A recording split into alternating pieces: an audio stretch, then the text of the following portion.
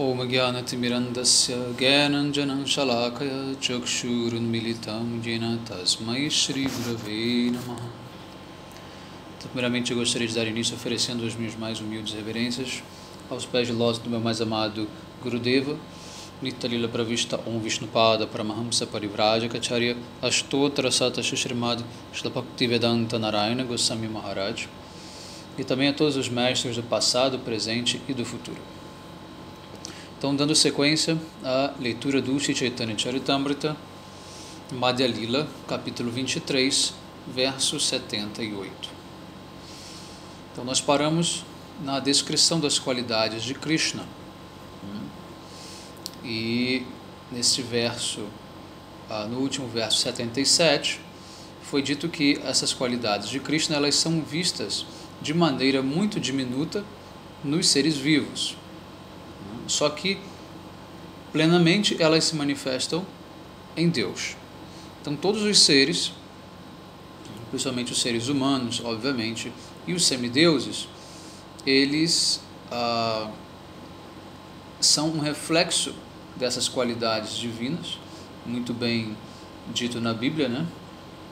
Que Deus fez o homem à sua imagem e semelhança, ou seja, a sua imagem significa a forma, na estrutura física, corpórea, tá?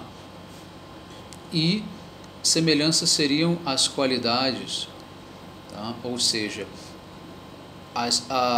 os seres criados, principalmente os seres humanos, né, eles são semelhantes ao Senhor no sentido de que o Senhor tem todas as qualidades positivas 100% manifestas, enquanto que semideuses e humanos têm essas qualidades manifestas em uma porcentagem muito menor, tá bom?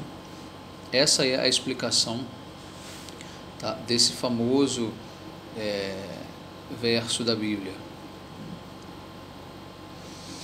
78. Além dessas 50 qualidades, 5 outras qualidades encontradas na Suprema Personalidade de Deus apresentam-se parcialmente em semideuses como Shiva. Ou seja, de todas as qualidades divinas, que são 64, né, que foram mencionadas aqui, 50 estão presentes nos seres humanos e 55 em semideuses, tá? Como Shiva, por exemplo. Aqui, no caso, Shiva ganha o status de semideus, mas Shiva, a gente deve entender que ele não é, né, um semideus qualquer, ou muitas vezes nem é de fato chamado de semideus, tá?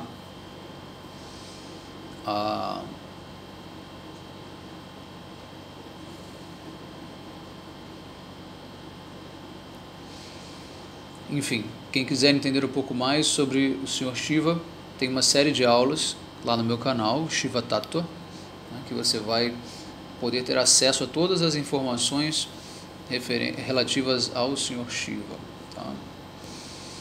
O verso 79 a 81. Essas qualidades são: 1. O Senhor sempre está em sua posição original. 2. Ele é onisciente. 3. Ele é sempre viçoso, jovial.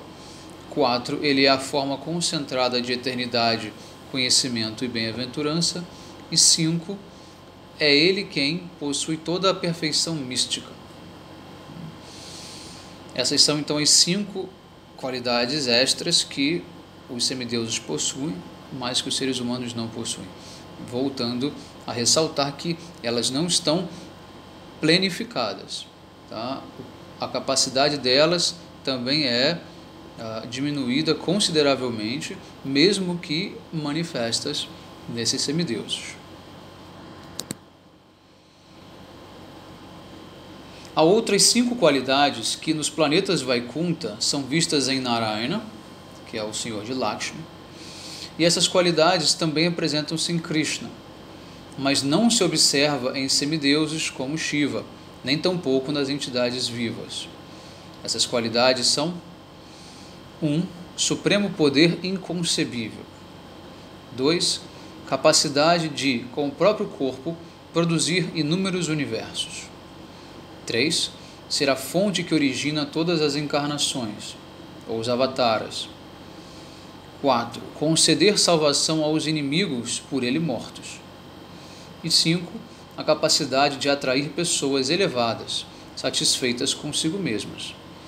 Embora presentes em Narayana, a deidade predominante dos planetas Vaikunta, essas qualidades apresentam-se com muito mais fulgor em Krishna.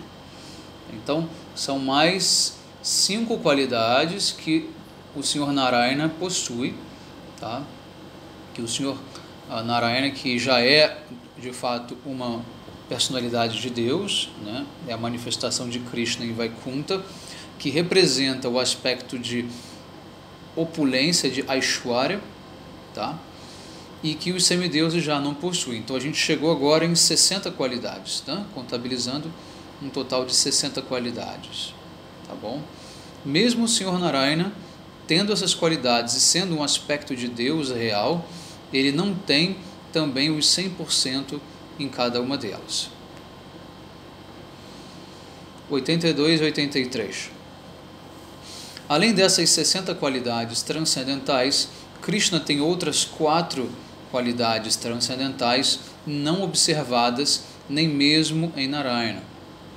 E estas são: 1.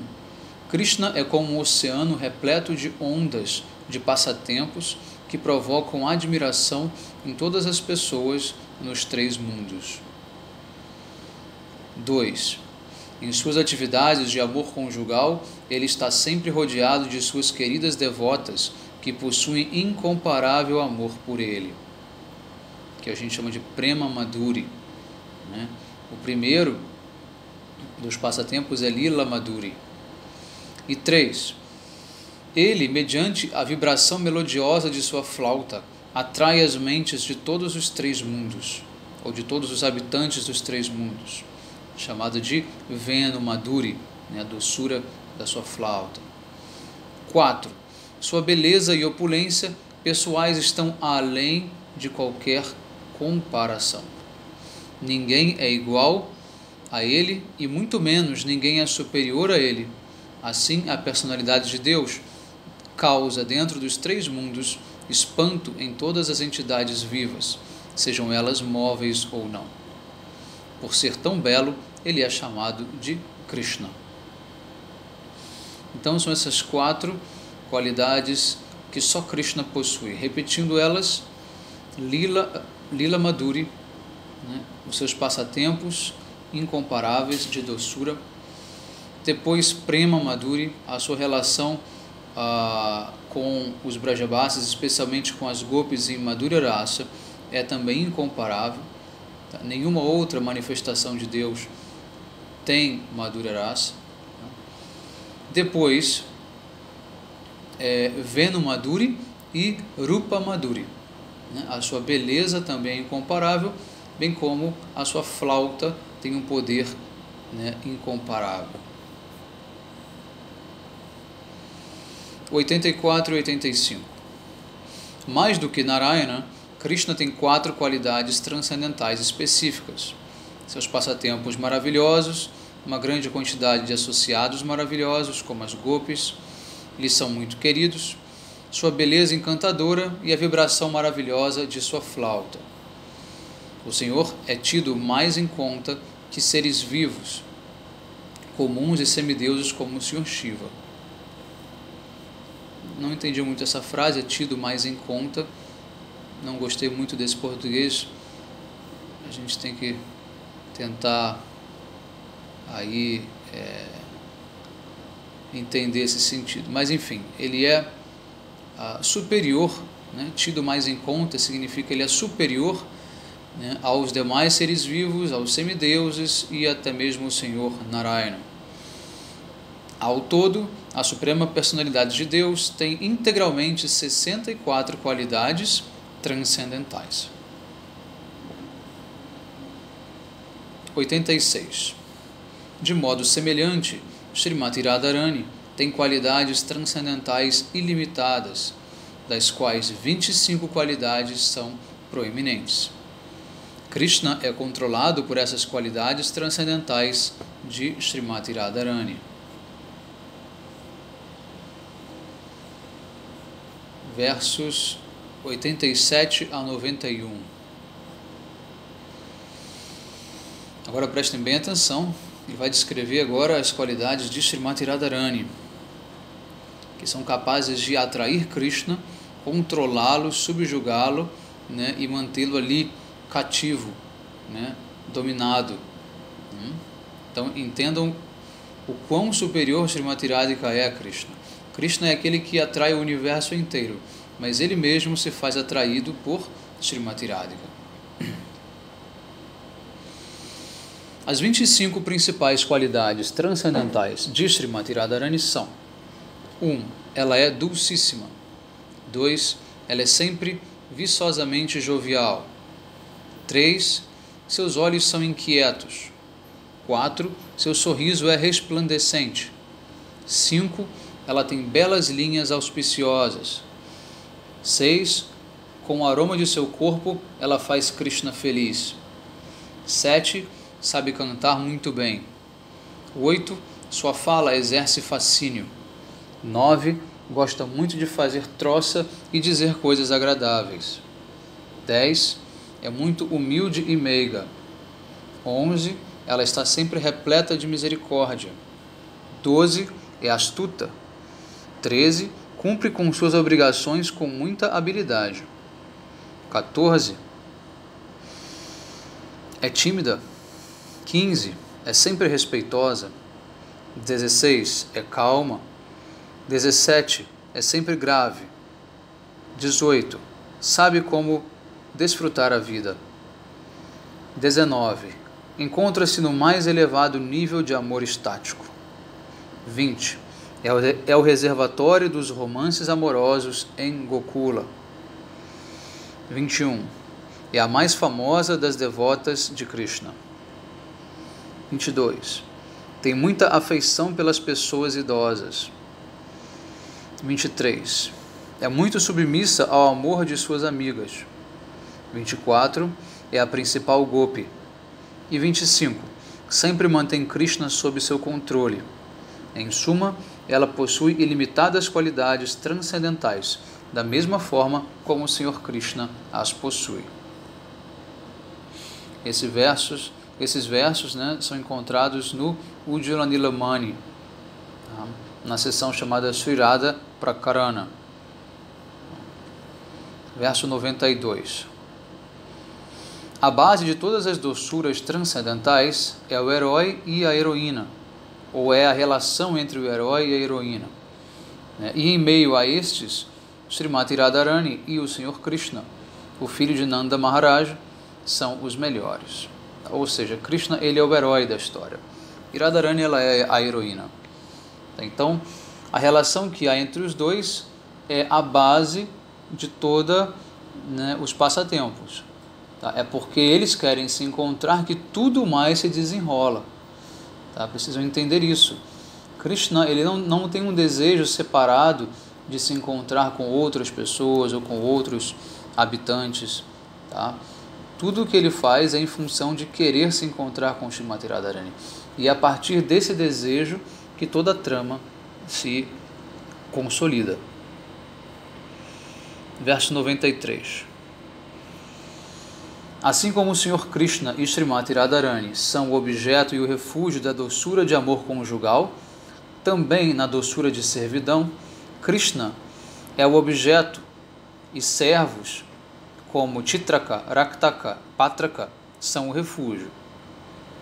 De modo semelhante, na doçura transcendental da amizade, o Senhor Krishna é o objeto aqui seria, né, o objeto de seva, aquele que recebe o serviço, né, aquele que é amado e servido, e os amigos como Shridama, Sudama e Subala são o refúgio. Na doçura transcendental de afeição parental, Krishna é o objeto, e Mãe Yashoda, Nanda Baba são o refúgio. O refúgio seria aquele que serve, aquele que tem bhakti, né, que na linguagem técnica, em sânscrito, seria Ashray Tattva, né, o tattva de refúgio, aquele que possui Bhakti. E Krishna é o Vishai Tattva, ou seja, aquele que desfruta de Bhakti. 94. Agora ouve como as doçuras surgem e como os devotos percebem-nas em diferentes plataformas transcendentais.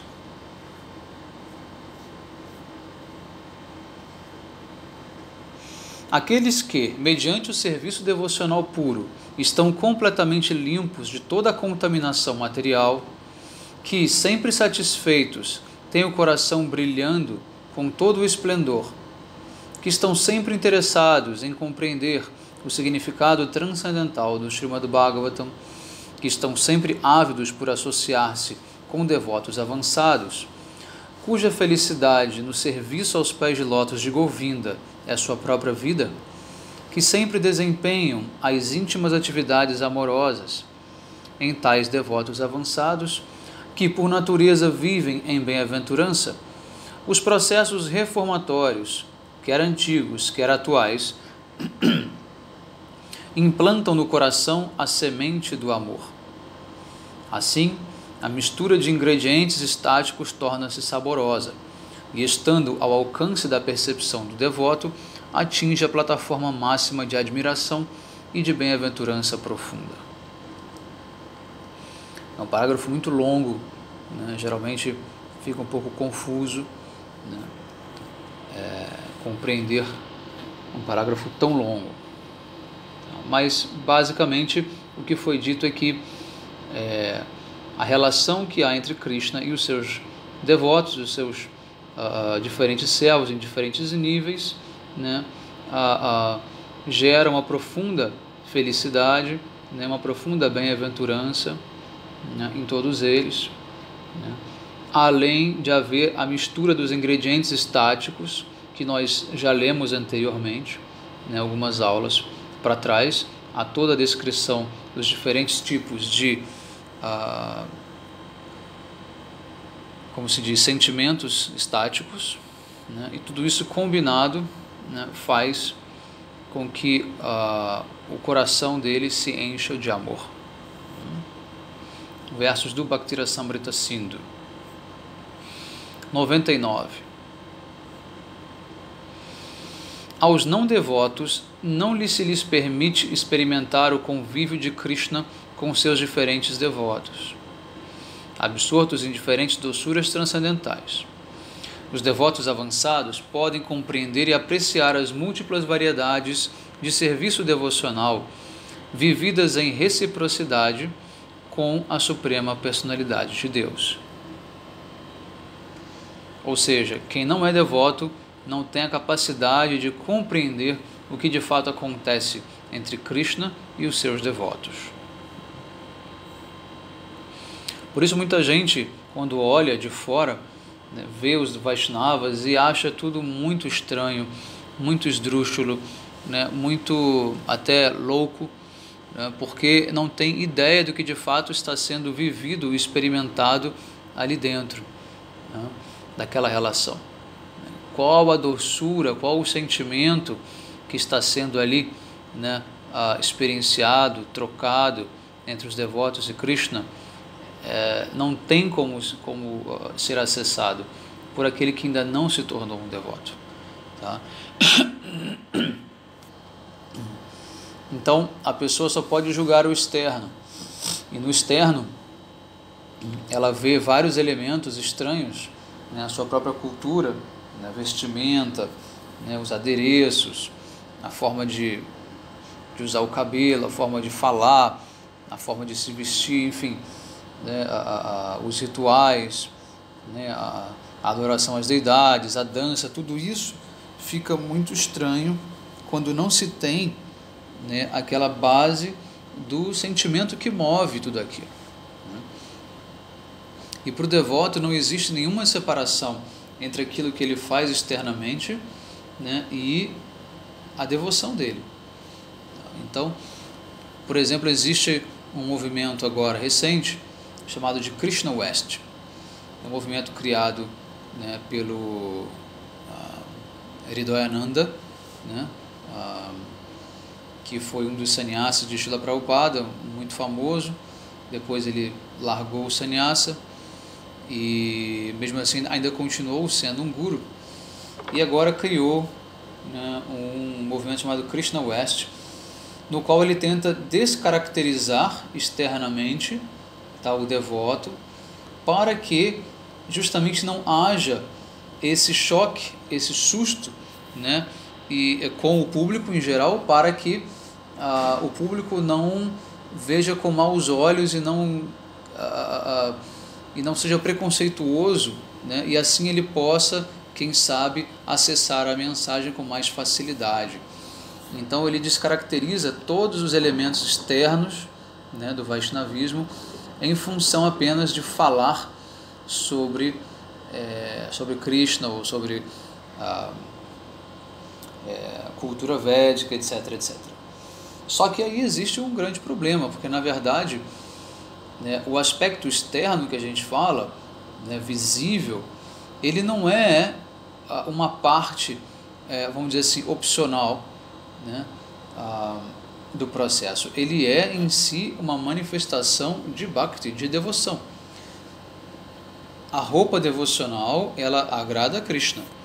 A tilaka no nosso corpo, desenhada nas 12 partes, ela agrada a Krishna. O cabelo raspado com a sika, né, isso agrada a Krishna. A kantimala no pescoço também agrada a Krishna. A japamala sempre na mão, né, cantando os santos nomes, também agrada a Krishna. Mas eles criaram o quê? Criaram uma maquininha, um computadorzinho pequenininho que você coloca no dedo, fica apertando e contando as voltas. É como se isso valesse alguma coisa. Tá? Então, assim, tudo isso são grandes equívocos, tá? Que esse movimento vem promovendo, tá? Distorções, né? Assim, muito impactantes, tá? Porque isso não é simplesmente adereço externo, como se fosse uma opção você vestir ou não aquilo. Não, isso é a expressão de bhakti direta, né? E o cantar dos santos nomes, né, deve ser feito diretamente na japamala, dada pelo mestre, né, a japamala de Tulasi. O corpo deve ser desenhado com as 12 marcas da tilaka, tá? Tudo isso é descrito como partes de bhakti. Isso não é uma opção, não é algo que você faça simplesmente para poder te caracterizar como um devoto, não. Isso é diretamente um serviço a Krishna, tá? E faz parte da cultura.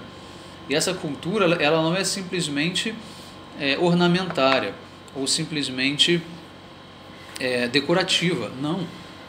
Apesar dela ser bonita, ela não é decorativa meramente, ela já é uma expressão da devoção. Então, a caracterização externa do devoto, ela é fundamental no processo de devoção, principalmente no processo de criação de samskaras, ou impressões na mente desse devoto, tá? Para que ele possa, aos poucos, né, transformar o seu padrão mental, né, e receber os benefícios dessa prática de bhakti. Ok? Então não se deixe enganar por nenhum tipo de novidade, nenhum tipo de inovação, falsas inovações que na verdade me soam muito como influência de Kali Maharaj. Tá?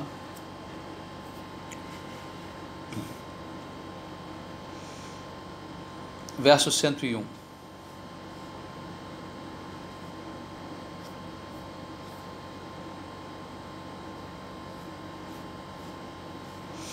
Esta sinopse é uma elaboração sobre a meta última da vida.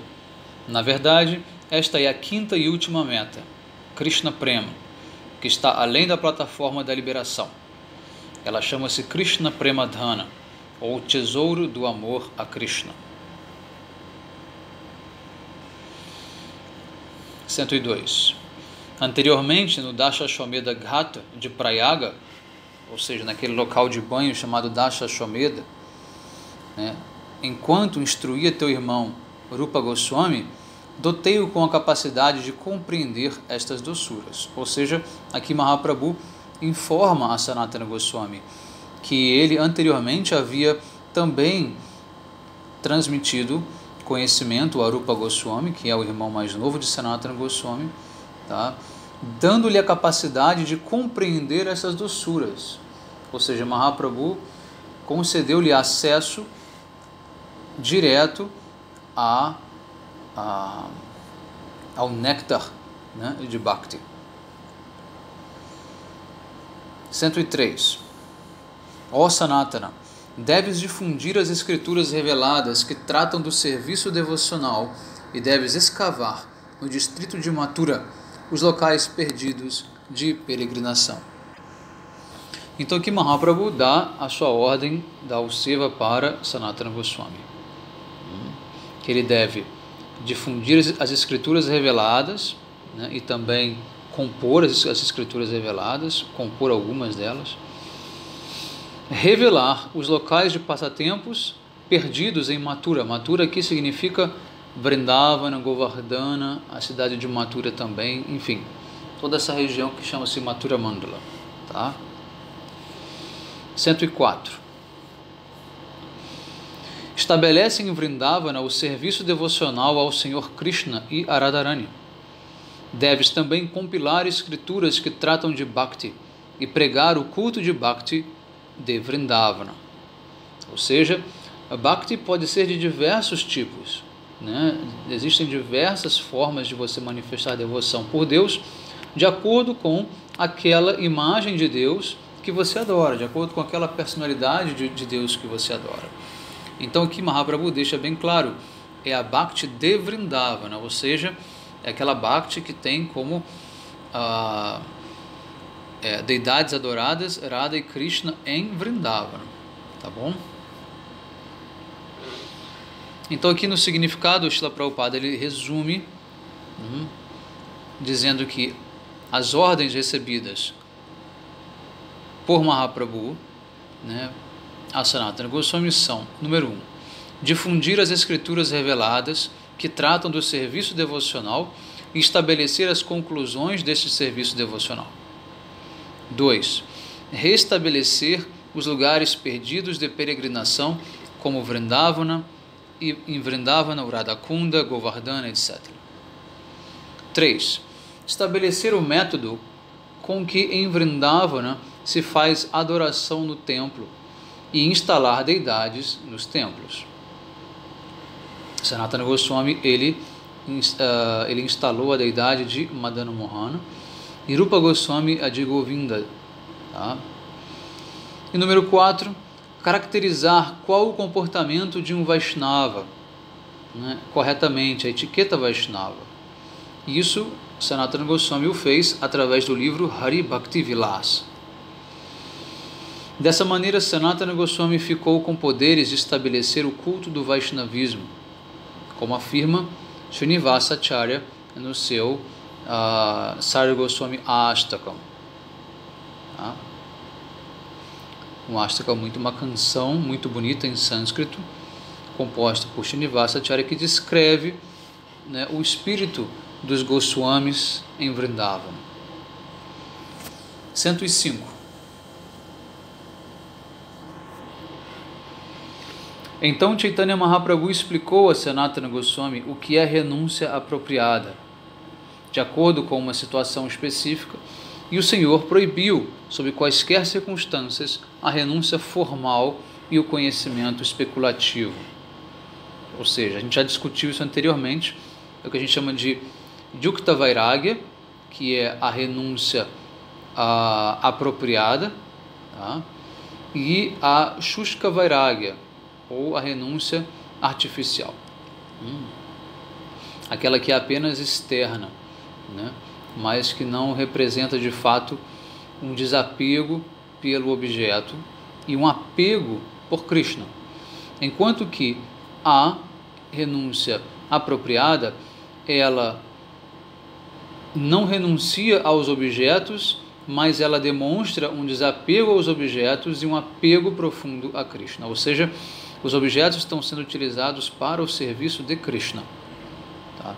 Então você fazer ou não fazer o uso de objetos não como se diz, não indica o nível de renúncia em que você se encontra.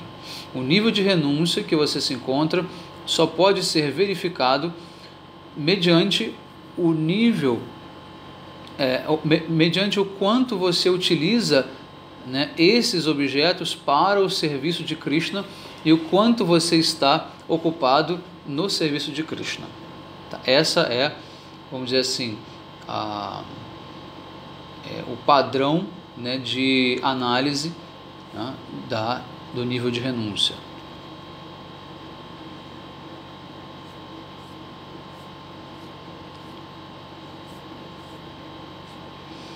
Versos 106 e 107. Aquele que não é invejoso, mas que é um bondoso amigo de todas as entidades vivas, que não se julga dono de nada, que está livre do falso ego, imparcial diante da felicidade ou do sofrimento, sempre satisfeito, clemente e autocontrolado, e se ocupa em serviço devocional com determinação e cuja mente e inteligência estão dedicadas a mim, Krishna diz, ele me é muito querido. Tá? É um verso do Bhagavad Gita. São 2 versos, quer dizer, do Bhagavad Gita. Então aqui são qualidades, tá, dos devotos, né? Não deve ser invejoso, deve ser bondoso para com todas as entidades vivas, não pode se julgar dono ou proprietário de absolutamente nada, deve estar livre do falso ego, ou seja, da percepção ou da identificação corpórea, deve estar sempre imparcial diante da felicidade e do sofrimento, ou seja, sem se afetar, né, por ambos, sempre satisfeito, santushtam, deve ser clemente e autocontrolado, deve se ocupar em serviço devocional com determinação e sua mente e inteligência devem estar sempre focadas em Krishna, né, absortas em Krishna. 108. Aquele que não deixa ninguém em dificuldades e que não se deixa perturbar pela ansiedade, que está livre do júbilo, da ira, do medo e da ansiedade, me é muito querido, Krishna novamente diz. Ou seja, Krishna quer que o devoto esteja sempre tranquilo, aceitando aquilo que a realidade lhe apresenta. Não significa que ele vá se tornar, vamos dizer, passivo a tudo, não. Ele vai se esforçar sempre para melhorar as coisas, porém, sabendo que quando não há essa possibilidade, aí sim ele aceita. Tá? Há que se fazer essa distinção. Muita gente acha, né, que o devoto puro, o yogi, que tem essas qualidades de tolerância, né, de não se afetar por nada nem ninguém, que ele é simplesmente indiferente à realidade. Não é verdade. Tá? Ao contrário. Tanto que Mahaprabhu disse para Sanatana Goswami, resgate os locais de passatempo que estão perdidos, porque é preciso que as pessoas tenham acesso a eles, escreva livros instruindo a todos como viver, a como se comportar como um Vaishnava de fato.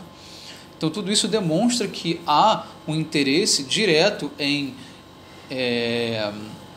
transformar a realidade em que eles vivem, tá? Para melhor, e os esforços não serão medidos para que esse objetivo seja alcançado, tá bom? Eles vão se esforçar ao máximo. Só que quando há um obstáculo intransponível, aí sim você junta as suas mãos e simplesmente aceita aquilo como um desejo da providência, tá bom? Nós não somos como Gandhi, né? Gandhi, ele tem uma filosofia, né, que é da não ação, da não violência, né, da não resistência, né, simplesmente aceitando, né, qualquer tipo de punição e tudo mais, né? Isso já é uma visão um tanto quanto diferente da nossa, né? Os Vaishnavas, eles vão procurar meios, né, mais eficazes, né, meios mais exitosos, né, para se criar um tipo de resistência que não venha, inclusive, a comprometer, inclusive, a integridade física, né, das pessoas, né, porque simplesmente você se submeter a pauladas e tiros, né, do exército adversário, não te leva necessariamente, né, a uma vitória, né, no sentido íntegra, né, preservando, né, os seus, né. Há que se buscar formas diferentes de fazer esse tipo de reação, né. 109. O devoto que não depende dos outros, mas depende só de mim, Krishna diz, que é limpo interna e externamente, que é perito, indiferente às coisas materiais, sem preocupações, livre de todas as dores, e que rejeita todas as atividades piedosas e ímpias, me é muito querido. Mais um verso onde Krishna descreve, né, as qualidades de um devoto puro. 110. Aquele que nem se rejubila, nem sente ódio, que nem lamenta, nem deseja, que renuncia tanto às coisas auspiciosas quanto às inauspiciosas, e que é devotado a mim, me é muito querido. 112. Aquele que é imparcial perante amigos e inimigos, que mantém o equilíbrio na honra e na desonra, no calor e no frio, na felicidade e na tristeza, na fama e na infâmia, que está sempre livre de contaminação, que é sempre grave e sempre está satisfeito com qualquer coisa, que não se preocupa com o local onde terá de viver e que está fixo em serviço devocional, este me é muito querido. 113. Portanto, aquele que com muita fé e devoção segue este imperecível princípio religioso da consciência de Krishna, aceitando-me na íntegra como a meta suprema, é muitíssimo querido por mim. 114. Será que não existem trapos jogados na via pública? Será que as árvores que existem para manter os outros não mais fazem donativos em caridade? Será que os rios, tendo secado, não mais fornecem água aos sedentos? Será que agora as cavernas das montanhas se fecharam? Ou, o que é mais importante, será que a inconquistável suprema personalidade de Deus não protege as almas plenamente rendidas? Por que então pessoas eruditas como os devotos deveriam ir adular aqueles que estão embriagados pela riqueza arduamente conseguida? Esse é um verso do Bhagavatam, tá? E neste verso, o Prabhupada explica aqui no comentário que Shukadeva Goswami está aconselhando o Maharaj Parikshit, né, que o devoto deve, em quaisquer circunstâncias, ser independente. Tá? Pode facilmente manter seu corpo, aquele que segue as instruções dadas neste verso. Para manter o corpo, necessitamos de abrigo, alimento, água e roupas. E pode-se satisfazer todos esses requisitos, sem que seja necessário aproximar-se de homens ricos e arrogantes. A pessoa pode pegar roupas velhas que foram jogadas fora. Ela pode comer as frutas oferecidas pelas árvores, beber água dos rios e morar nas cavernas das montanhas. Pelos desígnios da natureza, não falta abrigo, roupa e alimento para aquele devoto plenamente rendido à suprema personalidade de Deus. Semelhante devoto não precisa recorrer a nenhum materialista arrogante. Em outras palavras, pode-se realizar o serviço devocional, quaisquer que sejam as condições. Esta é a versão do Srimad Bhagavatam.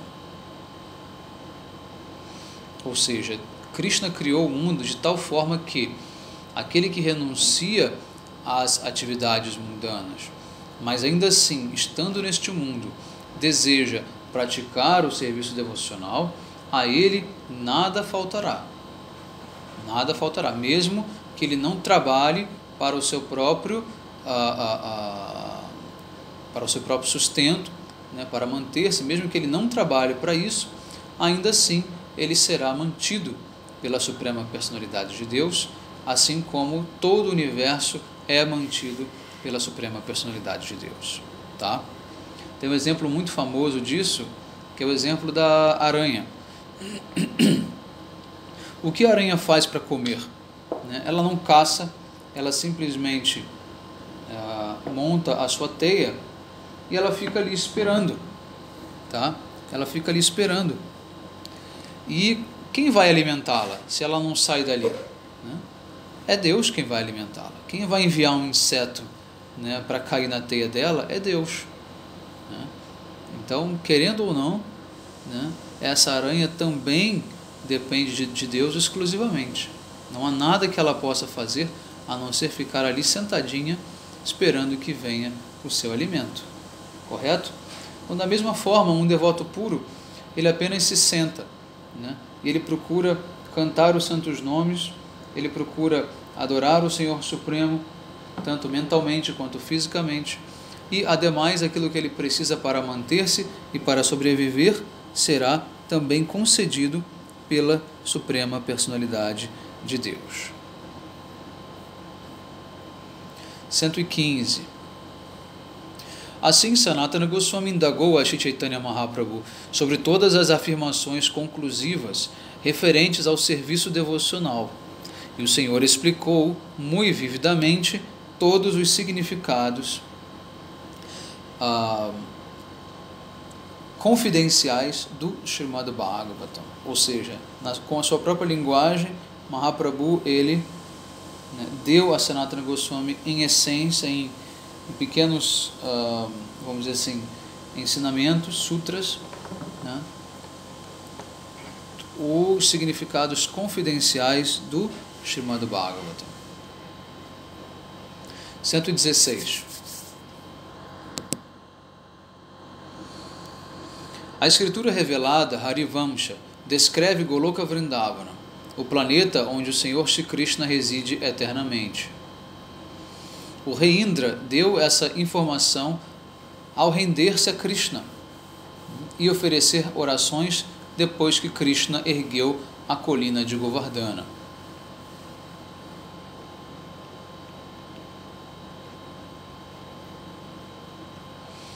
Aqui Srila Prabhupada ele dá uma descrição bem grande no seu comentário desse verso.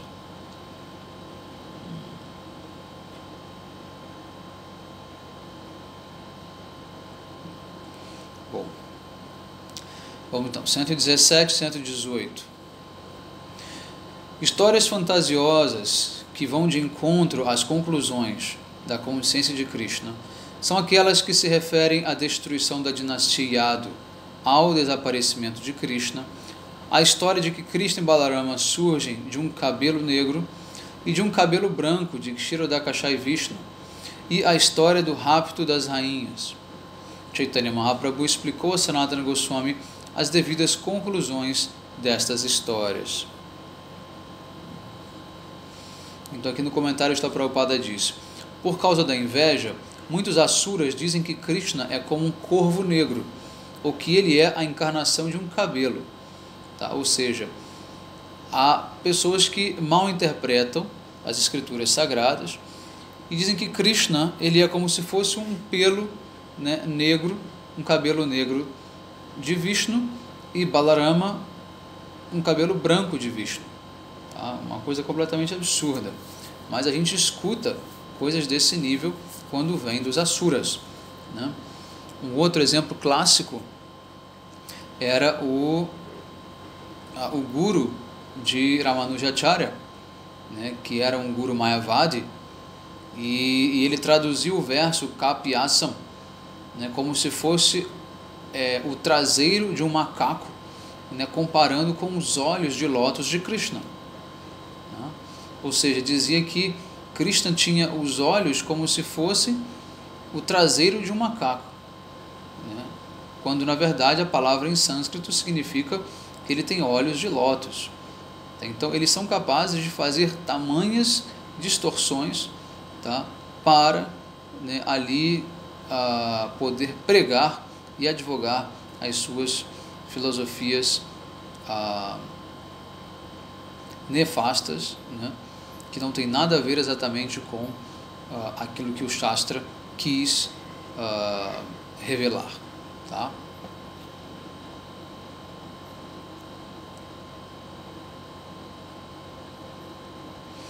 Bom, aqui são vários detalhes, depois quem quiser ir mais a fundo pode ler, muita questão técnica aqui no comentário de Srila Prabhupada. Bom, 119. Então Sanatana Goswami, cheio de humildade, reconhecia o que era inferior a um pedaço de palha, e simbolicamente, prendendo um pouco de palha na boca, prostrou-se, enlaçou os pés de lótus de Chaitanya Mahaprabhu e fez o seguinte pedido.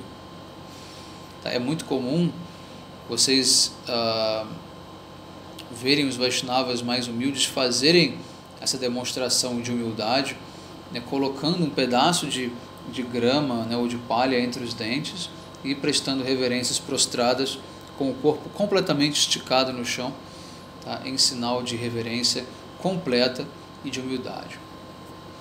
Então Sanatana Goswami disse, verso 122, Meu querido Senhor, sou uma pessoa de nascimento muito baixo. Na verdade, sou servo das pessoas de nascimento baixo. Por isso, sou muito, muito espezinhado. Não obstante, ensinaste-me conclusões que nem mesmo o Sr. Brahma conhece.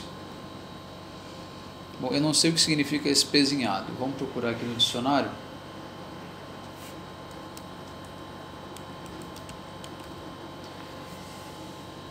Espezinhar significa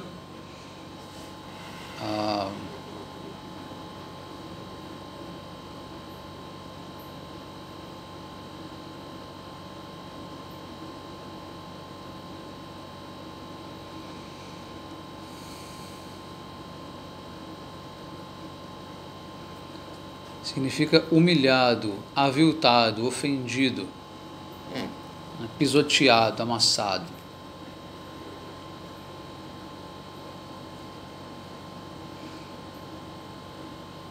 Ou seja, aqui Sanatana Goswami ele diz que ele é muito maltratado pela sociedade devido ao nascimento baixo dele.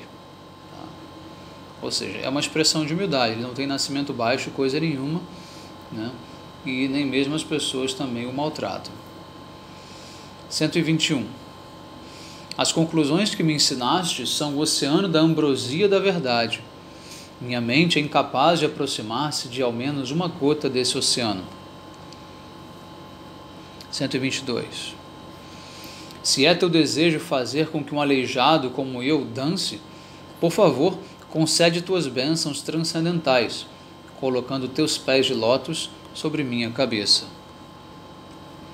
123.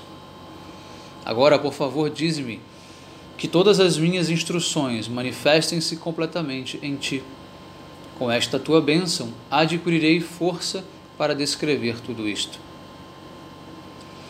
Então Chaitanya Mahaprabhu colocou sua mão sobre a cabeça de Sanatana Goswami e abençoou, dizendo que todas essas instruções manifestem-se em ti.